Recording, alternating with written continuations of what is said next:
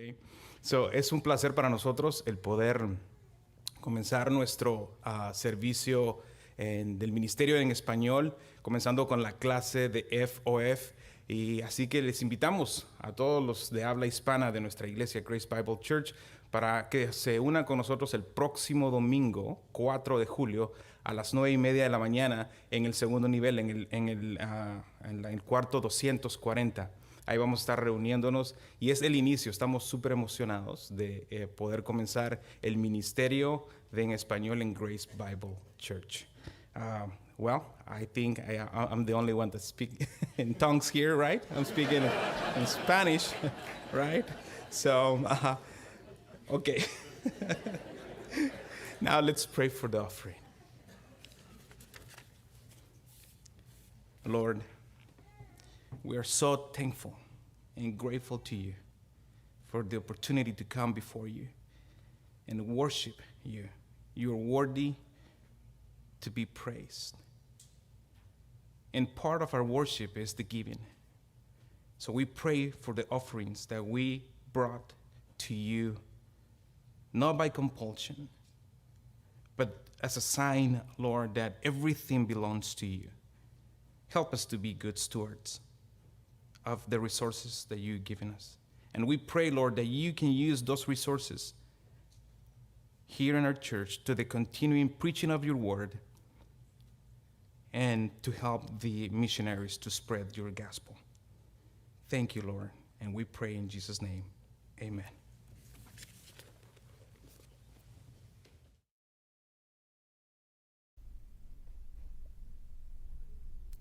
Oremos un momento mientras salen los niños. Padre, damos gracias de este tiempo por venir y gracias por la cruz de Cristo. Y miramos a Él y solo a Él. Somos pecadores, estamos perdidos en nuestra propia depravidad. Mas, sin embargo, con tu gracia nos has sacado de los juegos del juicio. Que todos los que crean en el Señor Jesucristo pueden ser limpios y justificados. Y todos los que no lo conocen son, en los ojos del cielo, limpios, puros y completos y semejante a Cristo. Y damos gracias por la oportunidad de aprender y crecer y convertirnos más como Cristo en nuestra santificación progresiva en esta vida. Pero anhelamos ese día de la transformación final, siendo transformados de gloria a gloria, somos consumados a la imagen completa de Cristo. Anhelamos ese día, pero en este tiempo ayúdanos a ser obedientes, a ser la iglesia y ser fieles en nuestra carga de hacer eso. Y oramos en el nombre de Jesús. Amén. Abran las Biblias a 1 Timoteo 3, versículo 1. Y sé que estamos durando tiempo en este versículo mientras estamos hablando de los pastores de los pastores y consideramos cómo la iglesia de Jesucristo debe de ser lidiada. Hay muchos héroes de la fe que me inspiran y me recuerdan mantener el rumbo y hacer la obra del Señor. Y por razones obvias, casi todos los que aprecio más profundamente son pastores, predicadores de la palabra de Dios. Admiro a Charles Spurgeon por su pasión por los perdidos y su capacidad para comunicar la palabra de Dios con claridad y precisión. Respeto a Tommy Nelson, pastor principal de la Iglesia Bíblica Denton, bajo el cual me esforcé para aprender la palabra de Dios, porque es implacable en su compromiso con la predicación expositiva y lo ha estado haciendo por más de 4 décadas. Me anima Steve Lawson por su elocuencia y por su constante recordatorio de que la predicación es tanto luz como fuego y que uno sin el otro no es predicación. Estoy asombrado por el puritano Jonathan Edwards, por la pura lógica de sus argumentos de las Escrituras. Y aunque no es un predicador, estoy en deuda con Dr. Jim Roskap por dar el ejemplo de formar un argumento bíblico preciso con la hermenéutica en una escala épica. Él escribió lo que, en mi opinión, es el mejor trabajo sobre el libro de Apocalipsis jamás escrito, y nunca se publicó. Eran solo notas de clase de las que enseñaba. Admiro al doctor Martin Lloyd-Jones por sus 4 décadas de precisión quirúrgica en la palabra y por oponerse a la predicación sensible al buscador y el movimiento de gracia libre mucho antes de que casi nadie reconociera el error de esos movimientos. Y estoy en deuda con John MacArthur por ser mi mayor influencia por la pura fidelidad para explicar y aplicar la palabra de Dios usando hermenéutica sólida y nunca dejarse influir por la opinión pública o las modas de la cultura. Steve Lawson llama a MacArthur el sultán de escritura y el conde de la exposición. Estoy endeudado con todos esos hombres y con muchos más, y usted debería estar endeudados con ellos también, porque su influencia se aplica directamente cada semana en este púlpito. Pero permítame contarles acerca de 2 hombres menos conocidos que también han tenido una profunda influencia en mí. Uno, un contable, y otro, un bombero. El contable, su nombre es Chris Hamilton, es una cuenta pública certificada en Los Ángeles, el propietario y presidente de una empresa de contabilidad que incursiona en áreas de contabilidad altamente especializadas. Ha ganado premios como instructor de profesión, presenta clases y conferencias nacionales y ha publicado artículos y publicaciones profesionales. Pero todo eso es incidental. Ha servido con John MacArthur como un anciano laico del cuerpo de ancianos en Grace Community Church de Sun Valley. Aprendí más de él sobre el cuidado de ancianos desde la perspectiva del hombre no vocacional de cualquier otra persona. Y lo mencionaré en un mensaje posterior porque él ha realizado el mejor análisis de los deberes y responsabilidades de un anciano laico que jamás haya visto. Y el bombero, su nombre es Mike Hilliger, quien recientemente regresó a casa para estar con el Señor, fue un fiel clérigo y anciano durante décadas, también en Grace Community Church, y fue fundamental para traerme aquí a Grace Bible Church. Como bombero, Mike no dudó en lo más mínimo. En una ocasión, corrió a través de un techo en llamas y se cayó a través de él. Y Mike no fue refinado en ningún sentido de la palabra. Restricción no era una palabra que usaba generalmente. Decía lo que pensaba. Pero era un hacedor de discípulos y tenía una profunda influencia en mí y en otros en nuestra propia iglesia. Mike leía teología de la misma manera que otros leen novelas y conocía su teología muy bien y podía platicar con cualquier persona en tópicos teológicos, y sin mencionar que estaba bajo la predicación de John MacArthur por más de 50 años. Participaba activamente en el discipulado y liderazgo y le podía dar una explicación tremenda. Tenía un desdén tremendo por la visión de ancianos como un grupo de tomadores de decisiones, y él decía que eran hacedores de discípulos. Los hombres de los que hablo son hombres que me han discipulado a mí porque demuestran que Dios levanta hombres que no son vocacionales, que no son pagados por la iglesia, pero pueden tener una influencia tremenda como hacedores de discípulos y instructores.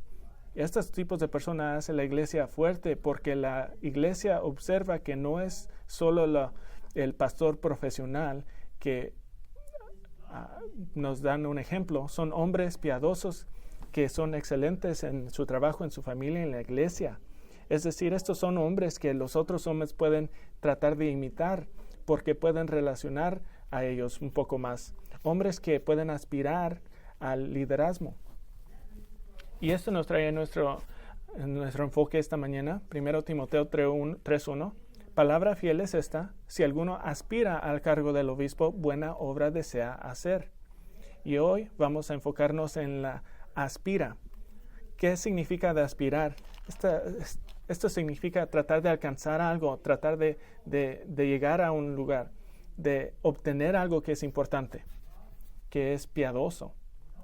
Y para ayudarnos a entender lo que debe de hacer un hombre mientras aspira al liderazgo en la iglesia, quiero llevarnos a un pasaje paralelo que es muy útil Y este es Hebreos capítulo 13.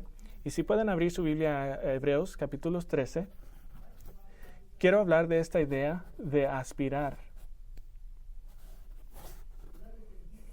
La carta a los Hebreos es una epístola general a los creyentes judíos y incluye a creyentes falsos que estaban dentro de la iglesia. Las advertencias en la epístola indica esto. Esto no significa que no tiene autoridad sobre nosotros como creyentes gentiles. El libro de Hebreos fue mandado a la iglesia en Roma, capítulo 13, versículo 24. Da saludos a los cristianos italianos que estaban con el autor, que estaba con el predicador, porque el libro de Hebreos es escrito en un tipo de sermón que fue adaptado a una carta, pero las apelaciones que son dadas, apelaciones para la obediencia, sugiere que fue entregada como un sermón especial en una iglesia. El propósito del libro era para hablar contra el movimiento que estaba pasando en la comunidad, de considerar la seguridad de regresar al judaísmo, de regresar a lo que estaban. ¿Por qué consideraban esto? Siendo un cristiano en ese tiempo era muy peligroso. Estaban siendo perseguidos y muchas gentes estaban pensando, quizás podemos regresar a nuestro judaísmo.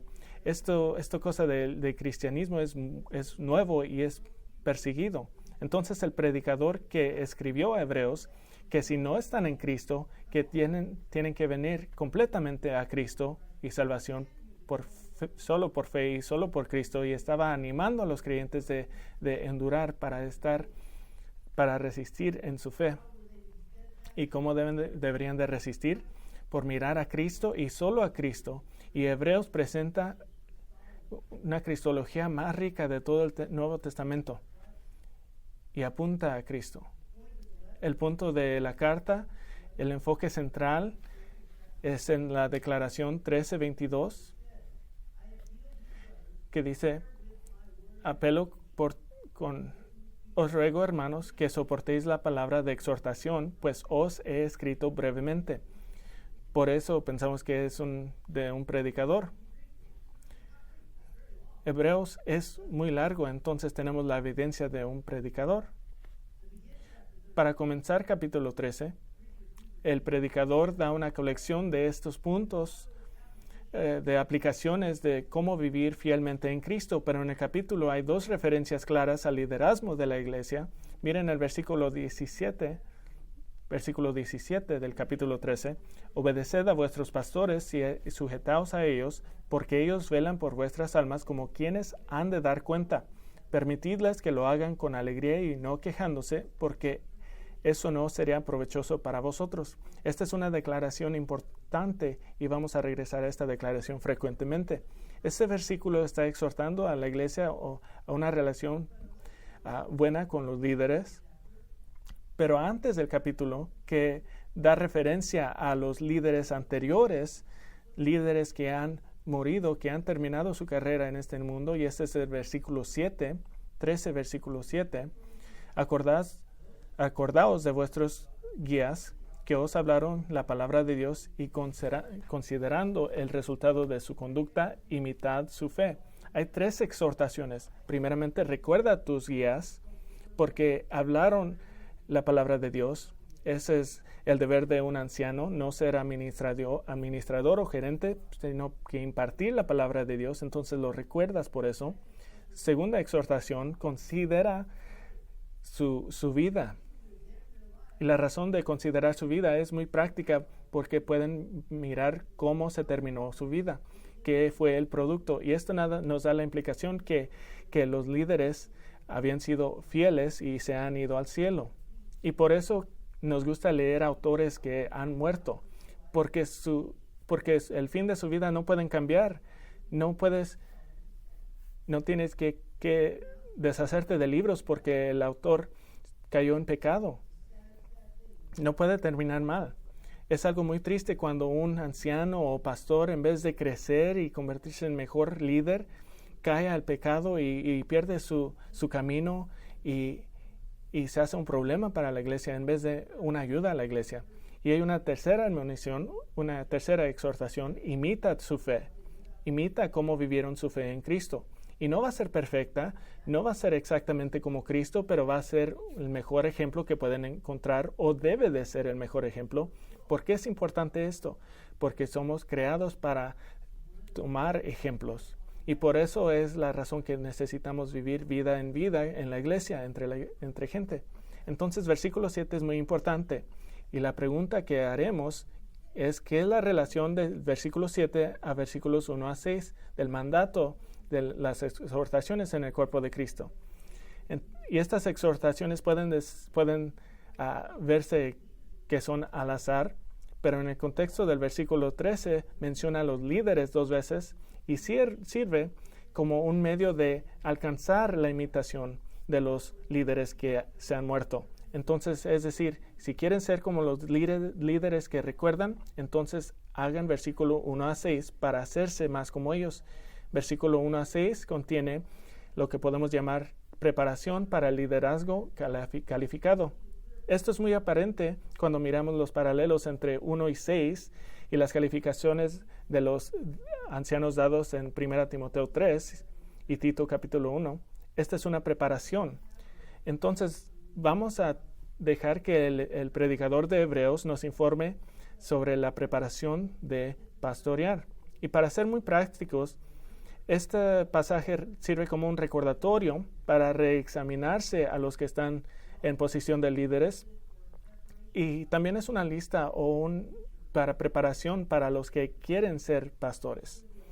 Y va a haber muchas superposiciones de 1 Timoteo 3, pero lo que queremos hacer es preparar a los pastores, y para que los pastores que ahora son pastores que continúen mejorando.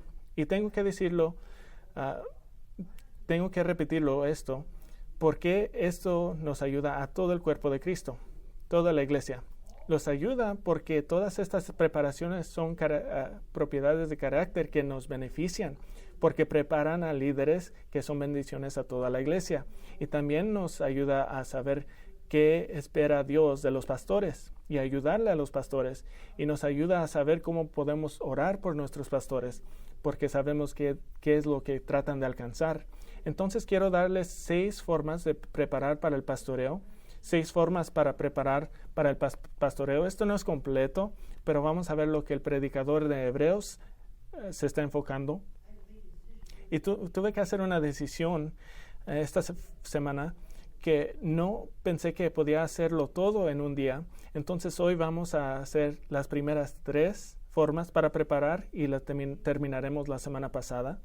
Hoy haremos 3. La primera forma de preparar por el pastoreo la llamaremos intensifica tu amor. Intensifica tu amor. El predicador de Hebreos dice en versículo 1 del capítulo 13, dice: permanezca el amor fraternal. Esto implica que hay amor fraternal, pero que tiene que ocurrir más. Y nuestra traducción tiene un sabor de anhelo, una sugerencia, pero en griego es un mandato. Continúa, permanezca en amor fraternal. Es algo que debe de continuar, debe de pasar. Pablo le dijo a los tesalonicenses en 1 Tesalonicenses 3:12, y que el Señor os haga crecer y abundar en amor unos para los otros. Y esta es la misma iglesia que Pablo les dijo que deben de crecer más, aunque ya tienen mucho amor. Y esto es específico en el amor entre la iglesia. Este no es un amor general que tenemos para todos los cristianos a todo tiempo y todos los lugares. Todos pueden decir eso. Todos pueden decir: amo a Jonathan Edwards, aunque ha muerto hace muchos años, y amo a Moisés y a Noé. Todos pueden decir eso, pero esto es más específico. Este es un amor fraternal por los cuales tenemos compañerismo. Este es un amor fraternal para los que cantan con nosotros, los que sirven con nosotros, los que nos reunimos juntos cada semana. Y últimamente la razón de este amor es la gracia de Dios en salvarnos. Esa es la razón. Escuchen, 1 Pedro 1, 22 y 23 dice, puesto que en obediencia a la verdad habéis purificado vuestras almas para un amor sincero de hermanos, amaos unos a otros entrañablemente de corazón puro, pues habéis nacido de nuevo, no de una simiente corruptible, sino de una que es incorruptible, es decir, mediante la palabra de Dios que vive y permanezca. Pues habéis nacido de nuevo. Esa es una palabra en griego que dice haber causado de ser nacido de nuevo. Esto significa que nuestro amor fraternal no es dependiente de qué tan simpático es alguien, o qué talentuoso es alguien, o qué tan santificados están, o tan semejantes a Cristo. No es basado en nada de eso, de la calidad de nuestros hermanos y hermanas en Cristo. Es basado en qué tan pecaminoso tú eras y que Dios te salvó por su misericordia y gracia y te ha causado a ser nacidos de nuevo. Eso es lo que causa el amor fraternal. Es una denegación de sí mismo que causa la exaltación de los demás. Y aquí en Hebreos 13:1 tiene un significativo muy claro de intensificar algo que ya existe. Entonces, para el líder potencial es asumido que aman a la iglesia, pero para ti en particular, esta intensificación significa amar a la iglesia porque quieres ver la gente de Dios que sea pastoreada y que se forme más a la semejanza a Cristo. Esta era la oración de Pablo a los Galatas. Tenía un anhelo de que crecieran en Cristo. Escuchen, un pastor no es un pastor solo porque le gusta estudiar la Biblia. Eso es necesario, pero conozco hombres que les aman estudiar la Biblia, pero no serían buenos pastores. No es un pastor solo porque ama la institución generalmente de la iglesia y le gusta leer la eclesiología y la idea de la iglesia y crecer iglesias o la gente en total. No, un pastor ama a ver a Cristo formado en cada persona individua. Debemos de tener cuidado con hombres que dicen que aman a la institución, pero demuestran algo diferente a los individuos de la iglesia. Esto se puede manifestar de diferentes formas, de no tratar de ayudar a meterte en situaciones difíciles. Y se asombrarán en los problemas que existen en Grace Bible Church porque todos somos pecadores. No querer escuchar y saber qué está pasando con la gente. Esto no significa que votamos como iglesia, sino significa que deben de escuchar a sus ovejas. O querer hacer decisiones que afectan toda la iglesia sin tener una filosofía de ministerio para respaldar la decisión. Un grupo de hombres con pelo blanco en un cuarto no significa que va a ser una decisión bíblica. Tiene que ser el respaldo bíblico. O quizás el amor de una institución se presenta en preferir unos individuos en comparación a otros. Eso no está bien. Pastores que son pastores ahorita deben de tener cuidado de un desdén por las ovejas. Y esto puede pasar de muchas formas. Es un truco resbaladizo de Satanás para dañar a la iglesia con pastores que se han convertido indiferentes y han parado de amar a las ovejas. En vez de esto debe de haber preocupación y amor por que siente el predicador, el mismo amor que sentía Jesús.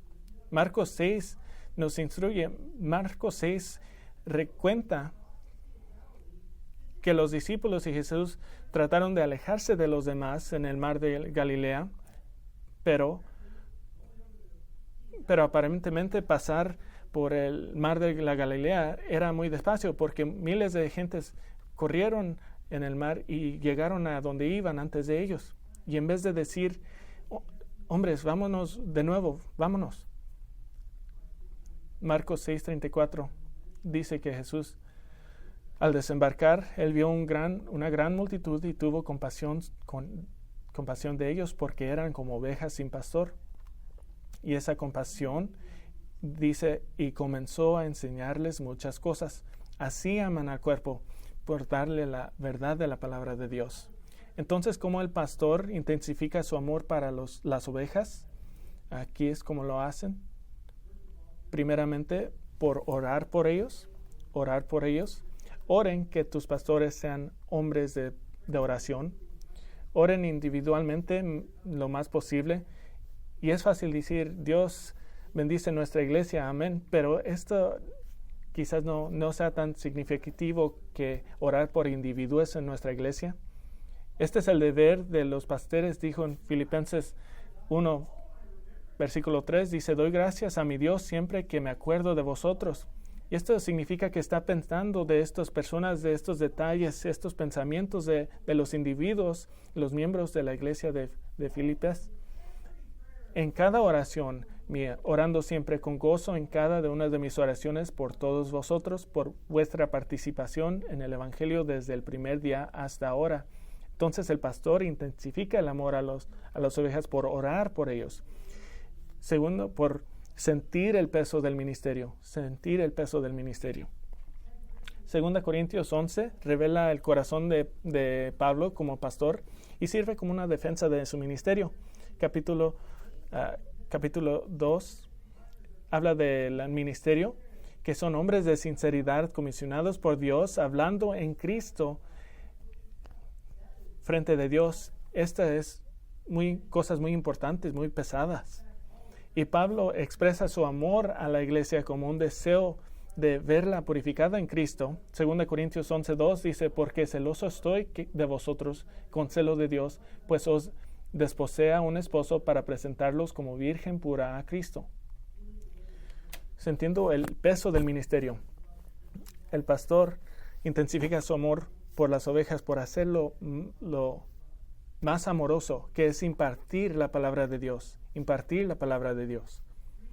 3 veces Jesús le dijo a Pedro en Juan 21 que si amaba a Cristo, apacienta mis ovejas. Y impartió las palabras de Cristo. Y el pastor que se separa de impartir la palabra de Dios está en peligro de perder el amor por las ovejas, porque esa es la forma primaria que amamos a las ovejas. Pero no todos pueden durar todo el tiempo de la semana estudiando. Yo duro toda mi semana con mis mejores amigos, todos los autores de las Escrituras, y les digo lo que aprendo y tengo ese privilegio, pero en un nivel cada pastor debe de ser responsable de impartir la palabra de Dios, aunque sea uno por uno. Es lo que hacemos. Ese es el amor por los hermanos, pero ¿qué tal amor por los que están perdidos? Por los que no conocemos. Miren el versículo 2. No os olvidéis de mostrar hospitalidad, porque por ella algunos sin saberlo hospedaron ángeles. El predicador de Hebreos aquí da una referencia a Abraham y la vez que le dio comida al Señor justo antes de que destruyera Sodoma y Gomorra. Y esta es una ilustración, muy buena ilustración, porque los leedores entienden esto. Pero en el oeste anciano, un extranjero era alguien que viajaba. Y la idea aquí es que tengan la actitud de que cualquier persona que miren puede ser un ángel. Si tienen esa actitud, eso nos va a ayudar. ¿Qué oportunidad del Evangelio de proclamar a Cristo? De darle de comer y hospedar a una familia que está pasando por su pueblo y llevarla a la iglesia, si es posible. Esto demuestra un corazón a los perdidos y a los que no conocen a Cristo, un corazón para los que no se han convertido parte de la iglesia de Cristo. Y en un sentido más amplio, la idea de hospitalidad no puede ser restringida al uso de una casa para entretener personas. La hospitalidad, en un sentido más amplio, es ser amigo a los extraños. Eso es lo que significa ser amigo a los extraños. Es un deseo de mirar a los perdidos, salvados, y ser amigos con los inconvertidos y darles el Evangelio. Y yo diría que el pastor que no tiene preocupación por la iglesia debe de tener miedo. Y los que no tienen preocupación por los que están fuera de la iglesia deben de chequear su corazón. Y esto no es solo un directivo social de generalmente ser buena persona con todos los demás. Hay un propósito. El propósito es que hay un deseo de inculcar a una persona en la iglesia para introducirles a Cristo por el Evangelio y verlos convertirse en hermano o hermana en el Señor. Y puedo decir seguramente que de nuestros ancianos aquí tienen un corazón por los extranjeros, por los perdidos. Cada semana antes del servicio llegamos y oramos, y no hay ninguna semana que pasa que no oramos por alguien que esté escuchando el Evangelio por primera vez. Queremos amarlos y que el Señor los rescate, los salve. Los pastores deben de intensificar su amor por la iglesia y por los que están afuera de la iglesia. Y en veces eso significa purificar a la esposa de Cristo y llamar el pecado pecado y insistir en obediencia. Miren la iglesia de Tiatira, que cuando el liderazgo no trataba con el pecado sexual que estaba en la iglesia. ¿Y cómo pueden orar por sus líderes y aspirar a este liderazgo? Oren por sus ancianos, por sus pastores, que el amor por la iglesia sea genuina y tierna, que esta sea nuestra pasión para darle gloria a Cristo y honor a Cristo. No hay un lugar en la iglesia por líderes que aman al poder. No hay lugar para ellos. Hay muchos lugares para líderes servientes que aman a la esposa de Cristo. Somos los sirvientes de Cristo. Hay una segunda forma, y vamos a llamar esto mejorar tu compasión. Mejorar tu compasión, versículo 3. Acordaos de los presos como si estuvierais presos con ellos. Acordaos de los presos como si estuvieras presos con ellos. Hay una situación específica a la cual se está refiriendo aquí, pero hay una aplicación más amplia. La situación específica es hablando de los cristianos que están en prisión por ser creyentes. Y esto pasaba muy comúnmente, y el predicador estaba recordándolos de acordarse de los presos. Y este es un buen recordatorio de que el liderazgo no deben de olvidar de los que están sufriendo. Debe de ser el deber de los líderes de ser un ejemplo de recordarlos. Pero hay una aplicación más amplia, y eso es que los pastores de la iglesia deben de tratar con gente en cualquier estación de vida. Los pastores deben de poner el ejemplo que es dado en Santiago 2, 1-4.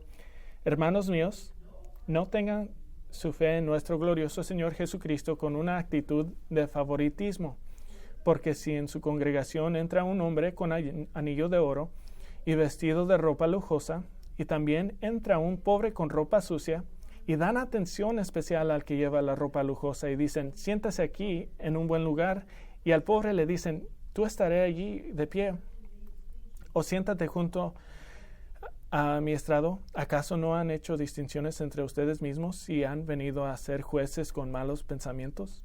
En nuestra iglesia tenemos una gran variedad de gente. Tenemos gente que ha estudiado 12 años después del high school, y tenemos a gente que no ha estudiado ningún año después de la high school. Tenemos unos que ganan mucho dinero cada semana, y tenemos otros que oran todos los días para que Dios provee sus necesidades básicas. Hemos visto a gente que tienen vidas muy fáciles, y unos que reciben muchas pruebas y dificultades. Y recibo emails de gente que dicen, tengo tercera forma de cáncer, y recibo emails que dicen que no tienen nada que le ha pasado malo. Hay gente que siempre ha sido saludable, y hay gente que no recuerdan lo que es ser saludable. Pero cualquier distinción que haga el mundo, somos uno en Cristo, somos hermanos, somos hermanas, y estamos sentados al pie de la cruz frente al trono de Dios Todopoderoso, y debemos de acordar eso. Entonces, pastores deben de tener cuidado en que no miren a gente más importante que los demás. Y ciertamente sí podemos durar más tiempo con unos que los otros. Duras más tiempo con gente que quieren aprender, y duras menos tiempo con gente que es rebelde. Pero Isaías 53 6 dice, todos nosotros nos descarriamos como ovejas, nos apartamos cada cual por su camino, pero el Señor hizo que cayera sobre él la iniquidad de todos nosotros. Y esta es la base de un corazón compasivo. Y como Pablo saludó a la iglesia en Corintios, 1 Corintios 1, 2 o 3 dice, a la iglesia de Dios que está en Corinto, a los que han sido santificados en Cristo Jesús, llamados a ser santos, con todos los que en cualquier parte invocan el nombre de nuestro Señor Jesucristo, Señor de ellos y nuestros. Entonces, ¿cómo pueden mejorar su compasión? Intencionalmente conoce a la gente que son menos semejante a ti y trata de hablar con gente que no conocen, porque tenemos la cruz en común y somos iguales en la cruz. Y quiero conocerte y quiero conocer cómo creciste y información sobre ti. Qué importante es esto. Y la idea del racismo se deshace en la iglesia, porque en la iglesia todos somos iguales al pie de la cruz. Y regocijamos en eso, que todas las naciones, todas las lenguas. Intensifica tu amor, mejora tu compasión, refuerza tu eclesiología. Refuerza tu eclesiología. Me dijeron en seminario que no usen palabras grandes, pero pienso que son inteligentes para aprender esto. Eclesiología es el estudio de la iglesia. Refuerza el estudio de la iglesia. Versículos 3 dice, puesto que, recuerda a los que están en prisión, puesto que también vosotros estáis en el cuerpo. Puesto que también vosotros estáis en el cuerpo. Y vemos claramente que los que están en prisión específicamente son cristianos, que también vosotros estáis en el cuerpo. Esto significa que deben de tener un claro entendimiento de la esposa de Cristo, del cuerpo de Cristo. La vista alta que enseña las Escrituras, que cuando persecución está pasando a los demás, no estás defendiendo a los impíos. Recuerda que los justos, recuerda a los cristianos. Como pastores que están en Alberta, Canadá, fueron arrestados por reunirse con su iglesia. Estoy asombrado de los creyentes que están defendiendo el gobierno, que están defendiendo las acciones del gobierno y les echan la culpa a los pastores por no poner la ley del gobierno sobre la ley de Dios.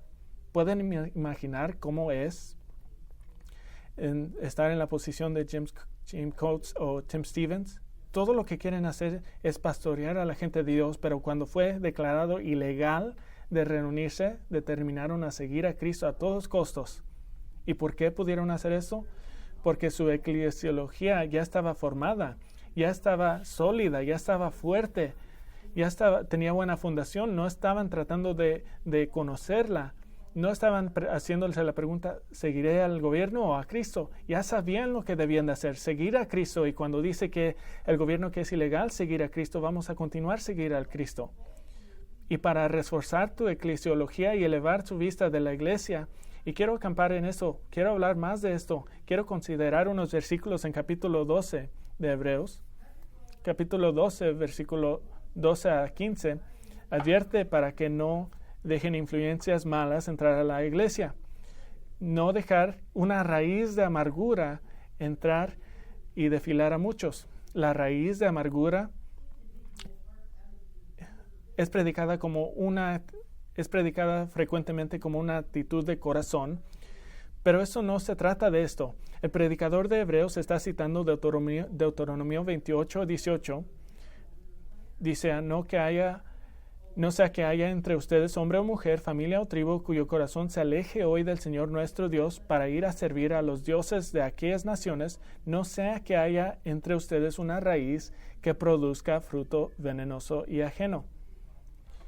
Estos pecados en el cuerpo de Cristo es un veneno. No dejen que la iglesia se una con lo impío.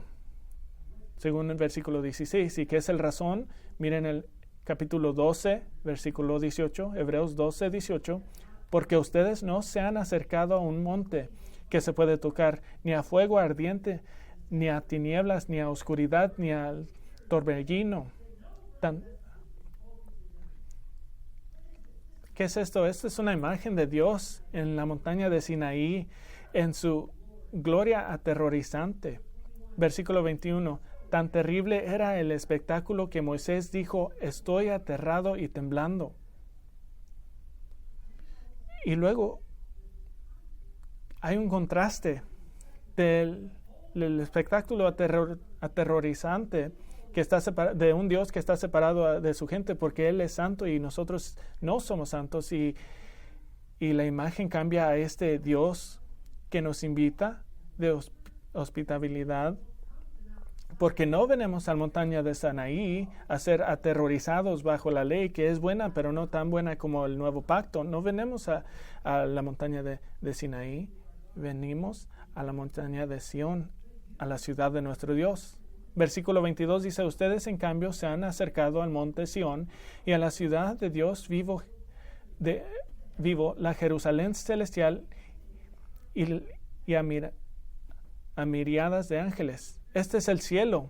Unos quieren espiritualizar eso, decir que es la iglesia, pero esto no es no nos convence. Sabemos que el Jerusalén celestial es una verdadera ciudad.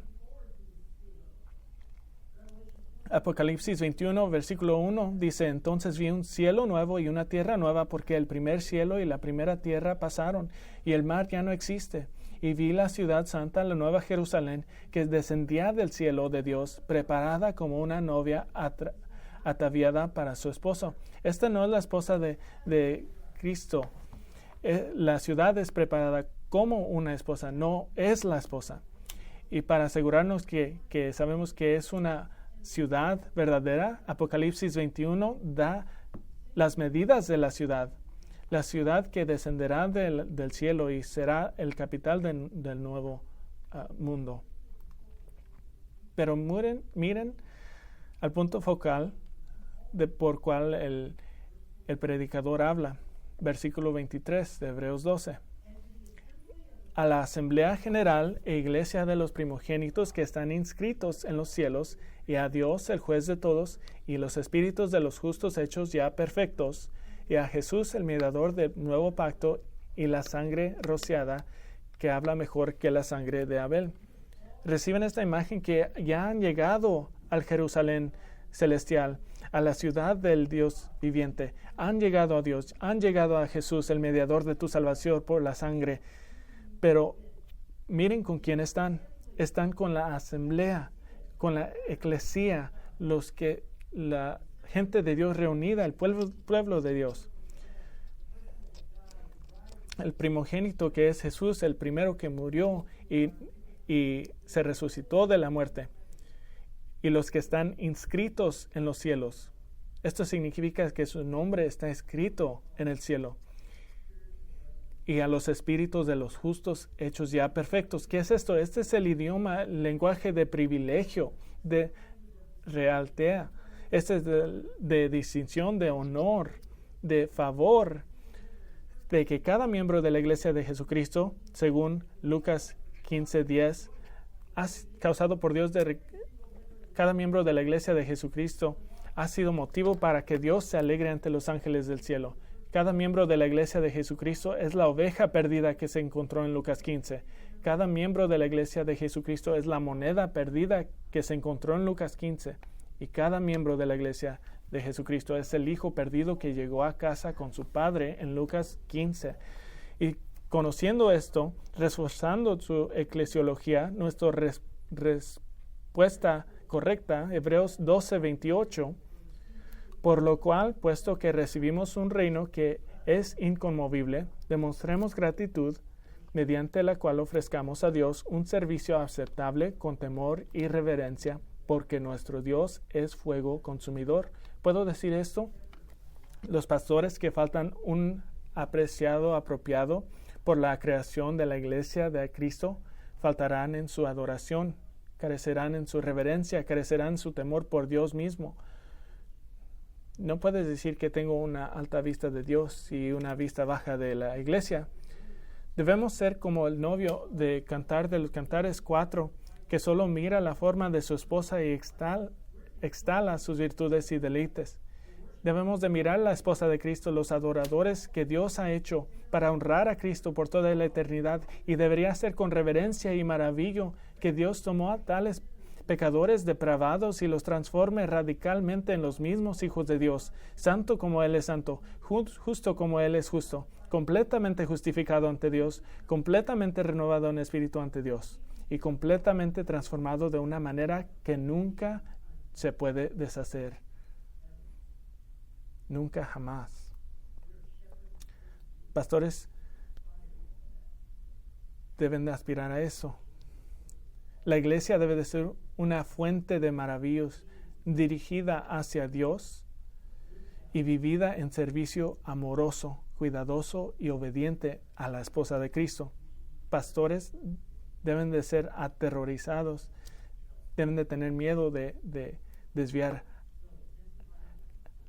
el cuerpo de Cristo.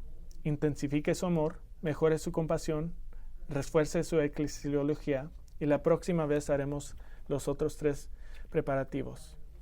Padre, damos gracias por este tiempo que hemos tenido. Gracias que la palabra de Dios es tan clara y estamos creando la fundación, y oramos que nuestro entendimiento correcto del liderazgo en la iglesia traiga muchos frutos en los años que vienen, y que hasta ahorita estén laborando en los corazones de los hombres en nuestro propio cuerpo, o que estén mirando en línea en otros lugares, y que muevan en su corazón para que aspiren a ser líderes, de ser ancianos, y que empiecen a preparar y tomar en serio la gravedad y la importancia por cual miramos la iglesia de Cristo. Ayúdanos a amar la iglesia y a los miembros a amar a sus líderes y tener esa unión juntos. Oramos por un hombre o una mujer que está escuchando esto ahorita, que quizás no tiene claro de lo que estamos hablando porque no ha llegado a fe en Cristo. Por ellos, el problema no es el liderazgo, es ser parte de la iglesia en primer lugar. Entonces oro que el Espíritu de Dios mueva hasta ahorita para salvar a los perdidos y los que necesitan ver la gloria de Dios y la cara de Cristo. Ayúdales a mirar que su perdón no pueden ser perdonados, sus pecados no pueden ser perdonados, no pueden ser pagados por una eternidad de juicio, al menos que Cristo sea el pago por ellos. Y oro que este sea el día que entren a ese glorioso pueblo de Cristo, el cuerpo de Cristo, la iglesia de Cristo, la columna y fundación de la iglesia. En el nombre de Cristo oramos. Amén.